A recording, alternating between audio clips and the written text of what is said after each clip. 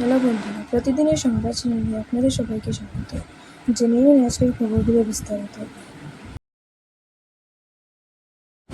বাল্যবিবাহ রোধ, হিমন্তের প্রশংসা প্রধানমন্ত্রী। অনুসরণের ডাকো রাজ্যগুলিকে।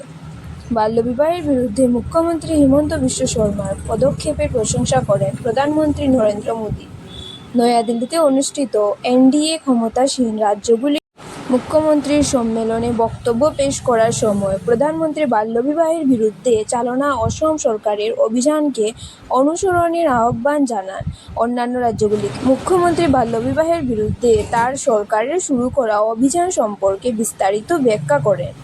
বাল্যবিবাহ বন্ধ করার জন্য রাজ্য পুলিশের গৃহীত ব্যবস্থা ও সেই সঙ্গে জনসমর্থনের ভূমিকার উপরও আলোকপাত করেন।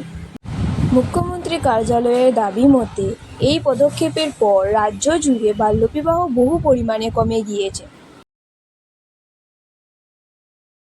নেহেরুর বুলি কাশ্মীর সমস্যা। 1947 সালে যে মুজাহিদিনরা কাশ্মীরে ঢুকে পড়েছিল, তখনই তাদের নিকেশ করা হলে আজকের পরিস্থিতি তৈরি হতো না। ভারতে জঙ্গি অনুপ্রবেশের পাক চেষ্টা। পরিবহন সমস্যা সমাধানে রেলমন্ত্রী প্রকাশে মুখ্যমন্ত্রী।